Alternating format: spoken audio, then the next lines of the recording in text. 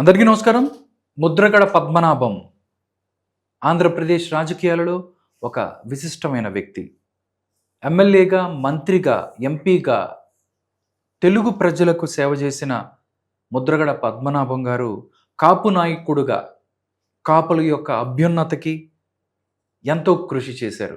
కానీ ఆయన చివరి రోజులు మాత్రం నిజంగా ఆయనకి రాజకీయాలలో చాలా దెబ్బ తగిలింది అని చెప్పొచ్చు.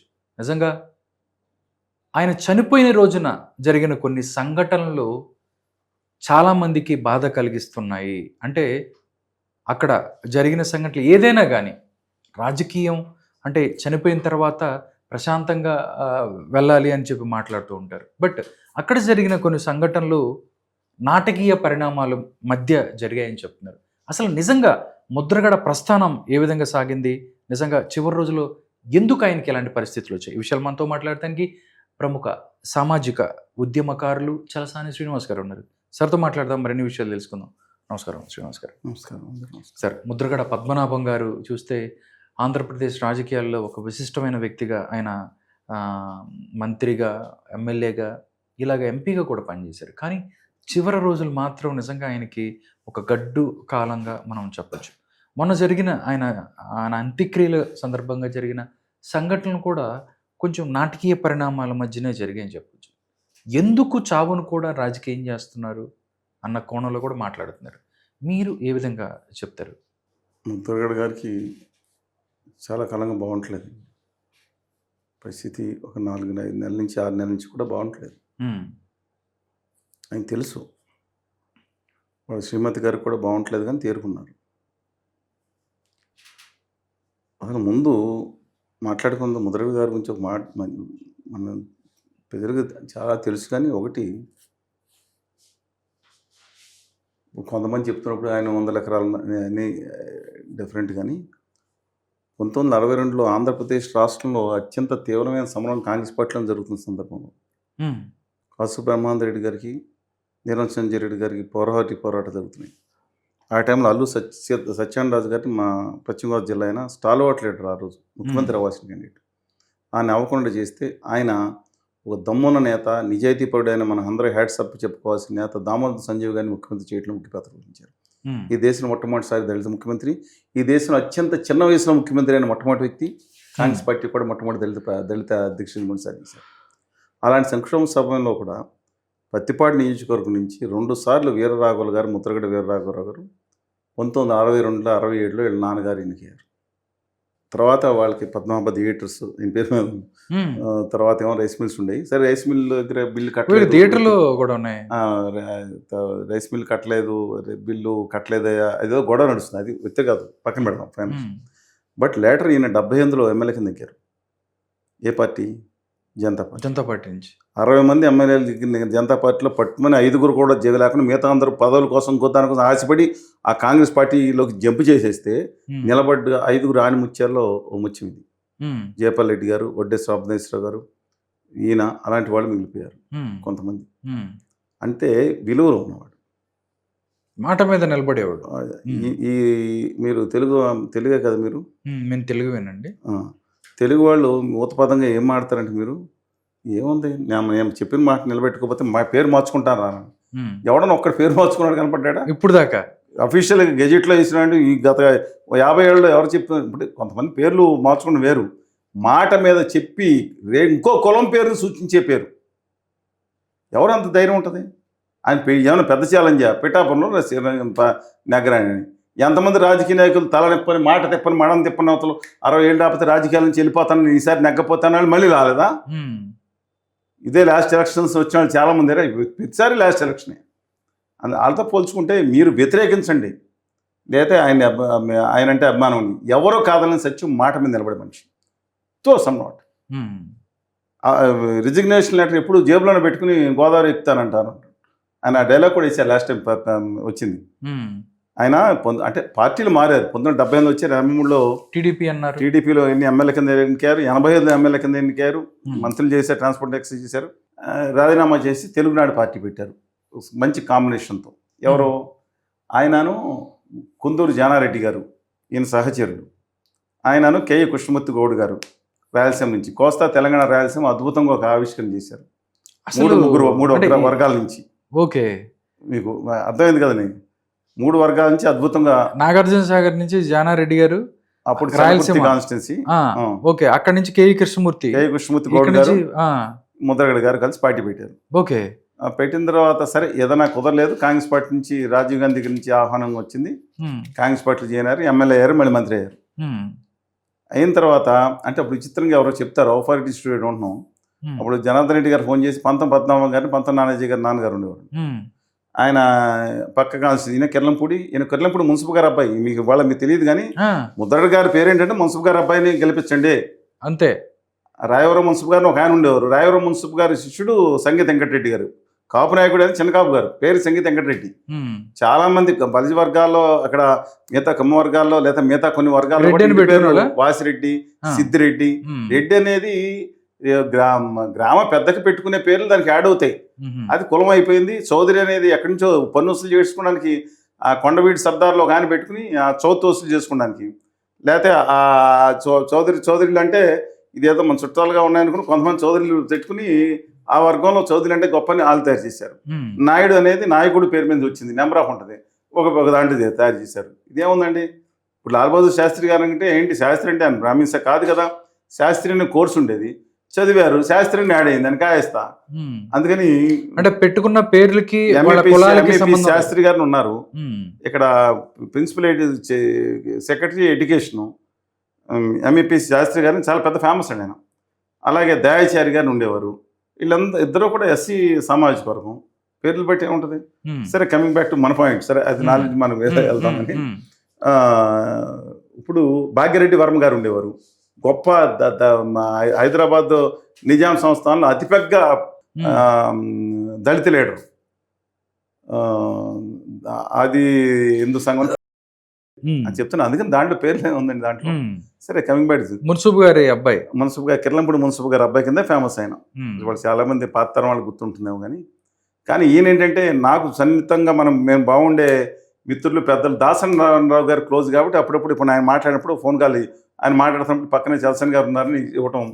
అంటే ముఖ పరిచయం ఉంటుంది, నాకు ఆయనకి లేకుండా ఉంటుంది. కానీ తర్వాత పరిచయం లేదు, అంటే you're not close at all. గట్టిగా ఎప్పుడో 3 సంవత్సరాలు 4 సంవత్సరాలు కలుస్తాం, లేదా ఫోన్. ఆఖరి ఆయన ప్రత్యేక హోదా మీద మీతో కలిసి ఒక 8 సంవత్సరాల క్రితం చేయాలి ఉద్యమం, మీరు నిజాయితీగా చేస్తున్నారు శ్రీనివాస్ గారిని మోన్ చేశారు వాళ్ళని.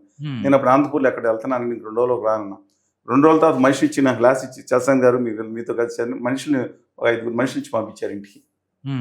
సరే, తర్వాత నెంబర్ ఆఫ్ ఇది ఏందా కానీ సరే. కానీ ఆయన అందుకని అన్నిసార్లు చేసిన 94లో ఎలక్షన్ ఏంటంటే 94 బీజేపీలో చేరారు ఓడిపోయిన తర్వాత. కాంగ్రెస్ పార్టీ అభ్యర్థి ఓడిపోయిన తర్వాత బీజేపీలో చేరారు.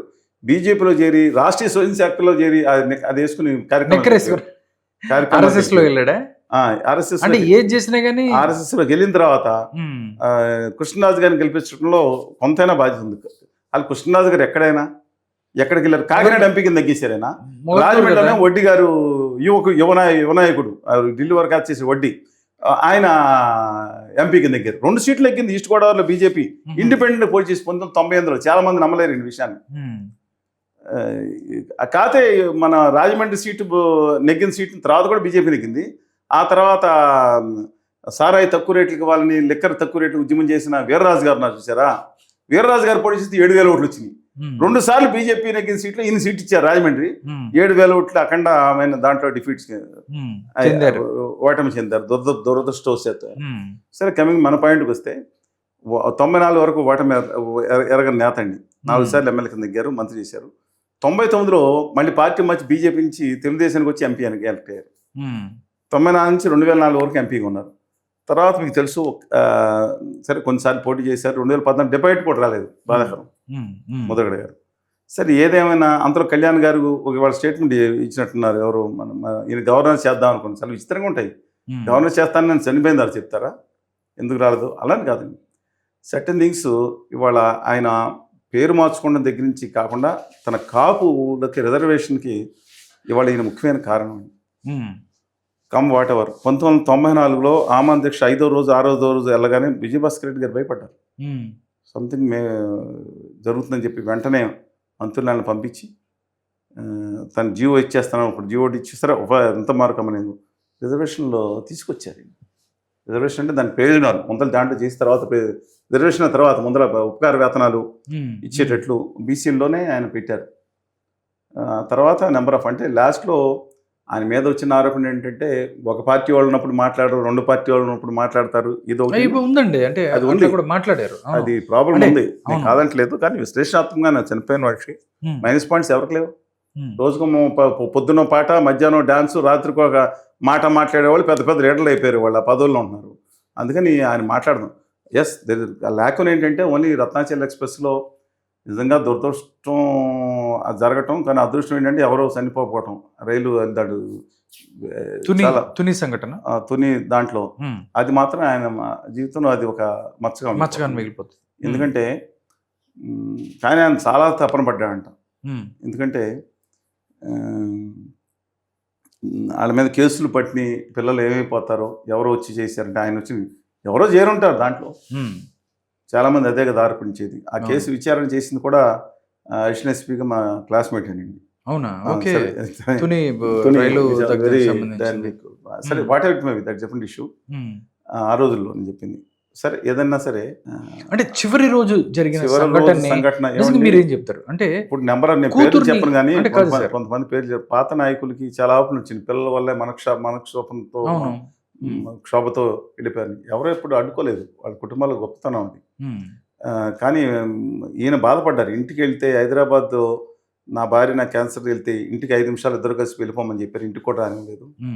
నేను అది బాధాకరం అయితే బహిరంగంగా చెప్పారని. ఆఖరికి ఒక పార్టీలోకి వెళ్తే కళ్యాణ్ గారు బాగా మాట్లాడారు. మీ నాన్నగారికి ఆయన మాట్లాడిన ఆచరణ పెడతారు, కానీ బయట మాట్లాడి మాత్రం చాలా అద్భుతంగా, అమ్మ నేను మీకు మీ నాన్నగారికి నేను ఇది పెట్టాలని లేదు, నాకు కుటుంబాలు కలిసి ఉండాలి, చాలా గొప్పగా మాట్లాడారు. మనం ఆయన మిగతా విషయాలు ప్రత్యేక హోదా మానేసి కేంద్రం పాలకుల దగ్గర ఇవన్నీ ఆరోపణ కాదు, నిజాలయ్యి అది పక్కన పెడదాం. కానీ ఒక గొప్ప ఉదాత్తంగా మాట్లాడిన వ్యక్తి. కానీ మొన్న ఆవిడ వచ్చినప్పుడు ఇంత ఇష్యూ చేయకుండా ఉండాల్సింది. ఆయన మరణాన్ని ఒక తల్లిగారు కూడా మాట్లాడారు ఆవిడ. ఎందుకంటే ఆవిడ ఆరోగ్యం బాగుండి చాలా ఇబ్బందిగా ఉంది అనుకున్న పరిస్థితిలో బయటకు పంపించేసినందుకు బాధ కలిగి ఉంటుంది. నేను అలాగా చేయను, కానీ బట్ సిచ్యుయేషన్ ఏంటంటే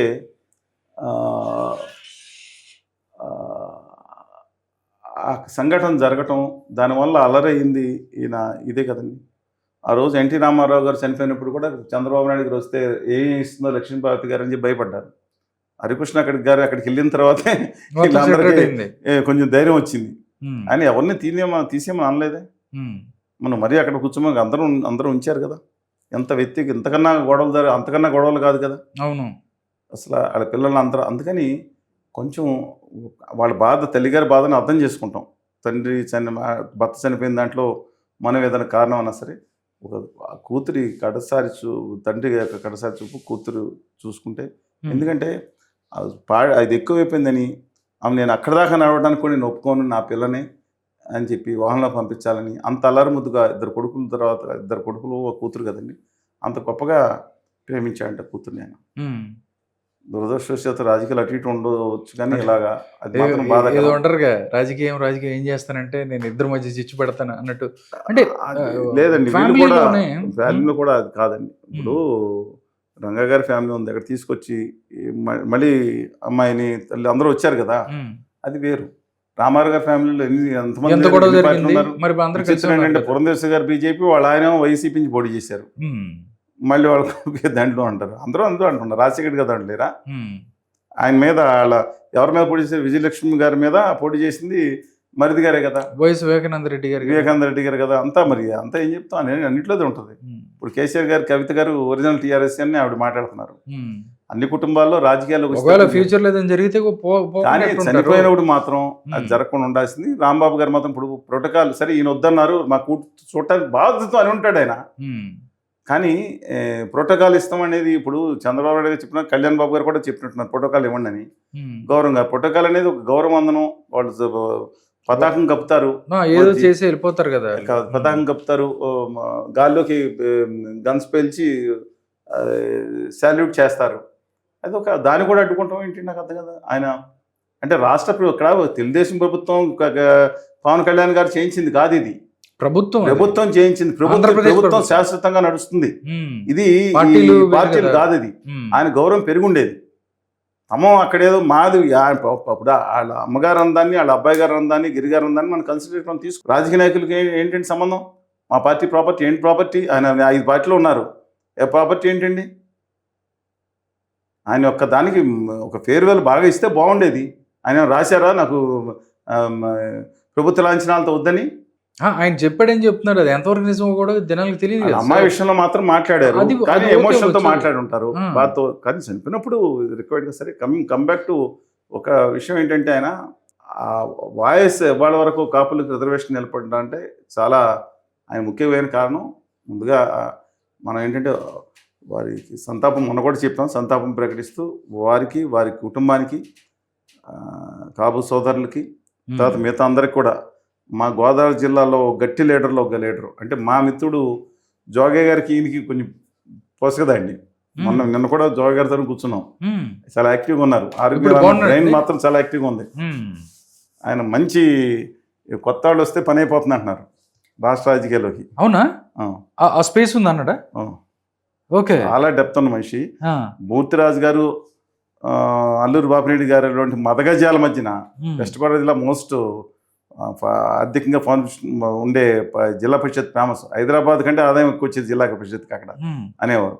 ఆ జిల్లాలో ఇద్దరు మదగజాలంటే మళ్ళీ వాళ్ళ అభిమానులు బాధపడకుండా మంచి గొప్పగానే చెప్తున్నాను. వాళ్ళిద్దరి మధ్యన కుర్రోడు, అప్పుడు 100 మిస్సాలు లేని కుర్రోడు వచ్చి జడ్పీ నెల అయిపోతాడు. 1960లో జోగేర్ అయ్యాడు. చెప్తున్నాను. ఆయన చాలా రాజకీయ నేపథ్యం ఉందండి వాళ్ళ ఫ్యామిలీకి. జోగి గారు వాళ్ళకు జమీందారీల కుటుంబానికి సంబంధించిన బ్రదర్స్ సన్ వాళ్ళు. దొడ్డిపట్ల జమీందారి కింద సత్యానుమూర్తి గారని ఆయన కూడా 7th ప్రెసిడెంట్ చేశారు. అందుకని వాళ్ళ కుటుంబ నేపథ్యం ఉంది. వాళ్ళ బంధుమిత్రులు అందరూ కూడా, వాళ్ళకి బోరగడ్డ వేదదాస్ గారు, అందరికీ విస్తృతమైన సంబంధాలు ఉన్నాయి. అందువల్ల అది వేరు. మనం ఈ విషయంలో మాత్రం ముద్రగడ్డ గారు మాత్రం ఒక చరిత్రలో మా గోదావరి జిల్లాలో కూడా గొప్ప నాయకుడు. ఒక కాపు ఉద్యమ నేతగానే కాకుండా నిజాయితీ పరమైన ఆయన పదవులు ఆయనకి తీసుకురాల అలంకారం. ఆయన నిజాయితీ, ఆయన ఉద్యమ నేపథ్యం గురించి మనం వాళ్ళ మందిసేపు మాట్లాడుకున్నాం. పదవులు ఎంతమంది చేయలేదు, ఎంతమంది మంత్రులు వచ్చారు, ఎంతమంది వెళ్ళిపోయారు. దో వివాదాస్పదమే ఆయన ఆఖరి భాగంలో కొంత.